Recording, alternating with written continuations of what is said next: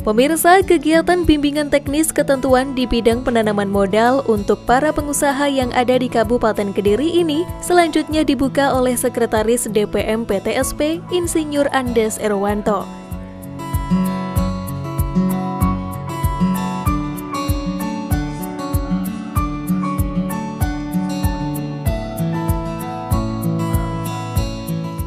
Hadirin yang saya hormati, selanjutnya pada kesempatan yang berbahagia ini, izinkan saya mengucapkan terima kasih yang sebesar-besarnya atas kesediaan dan kehadiran para narasumber serta seluruh hadirin peserta bimbingan teknis dalam mendukung kegiatan bimbingan teknis ini.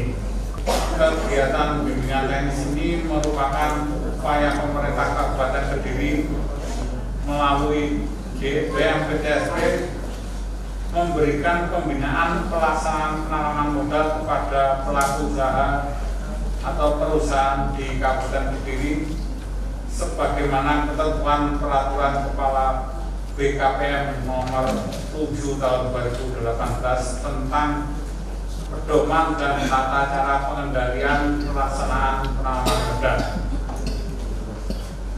Harapan kami dengan pelaksanaan bimbingan teknis ini memberikan dampak yang positif pada iklim investasi di Kabupaten Kediri sekaligus dapat mendorong masuknya investasi di Kabupaten Kediri.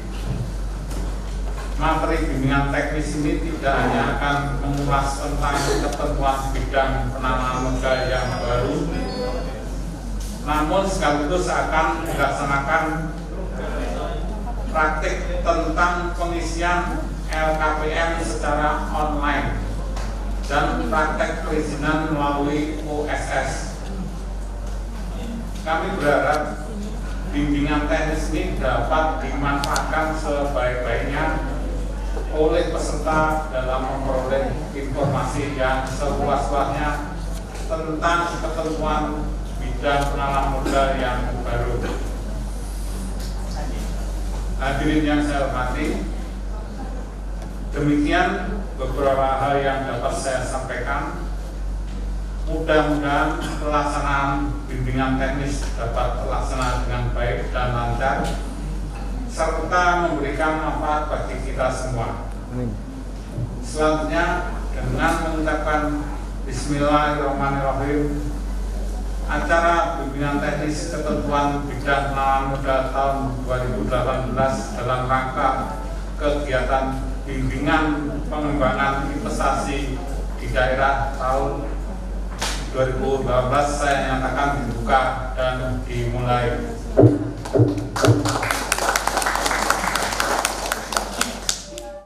Untuk peserta kita melibatkan sekitar 75 perusahaan yang berlokasi di Kabupaten Kediri yang berskala besar dan menengah. Kita libatkan juga ada perwakilan notaris sebanyak 15 orang notaris. Kita juga melibatkan tim pertimbangan teknis perizinan Kabupaten Kediri yang terdiri dari SKPD, dan juga kita juga libatkan tentunya staf bidang pelayanan perizinan di DPM PTSP Kabupaten Kediri.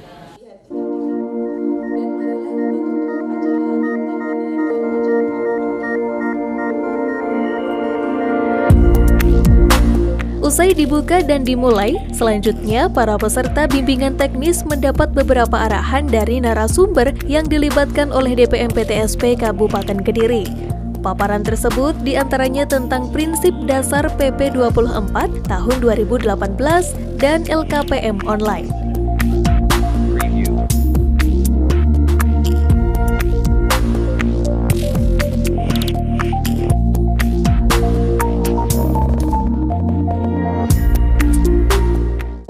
Misalkan industri obat atau farmasi, itu izin komersial operasionalnya izin edar obat gitu. Kalau misalkan industri mesin, izin komersial operasionalnya itu SNI.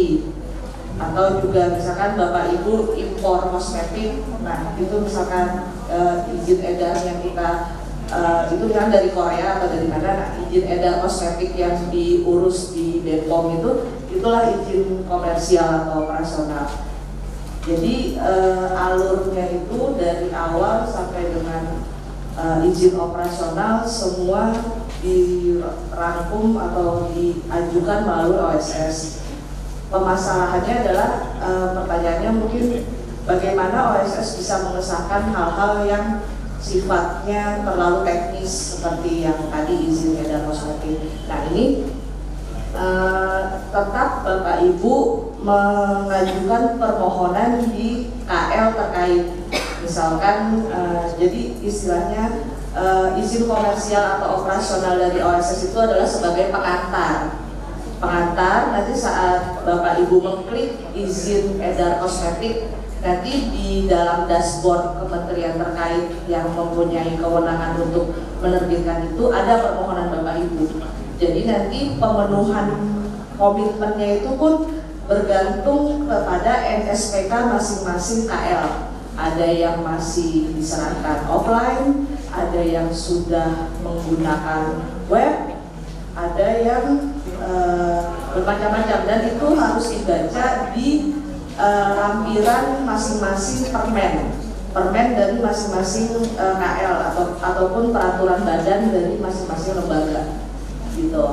Jadi tidak serta-merta perizinan komersil dan operasional ini langsung efektif.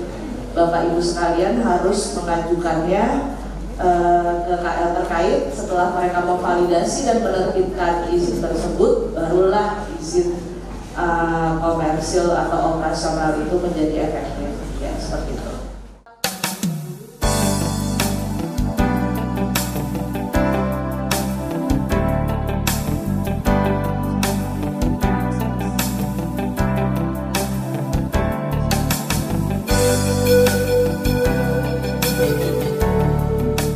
Selama narasumber menyampaikan materinya, para peserta bimbingan teknis ketentuan di bidang penanaman modal ini tampak begitu antusias menyimak sekaligus memahami paparan.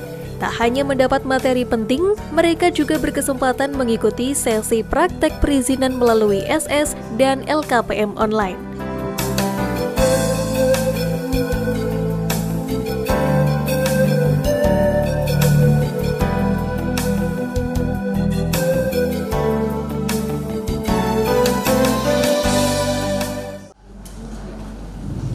Hari ini saya juga mengajak rekan saya Bapak Sandi, yang beliau ini udah sangat mahir dalam melakukan panduan layanan berbantuan, karena beliau ini udah sering sekali ditugaskan ke launch OSS di Kemenko Perekonomian. Ya, silakan Bapak Sandi.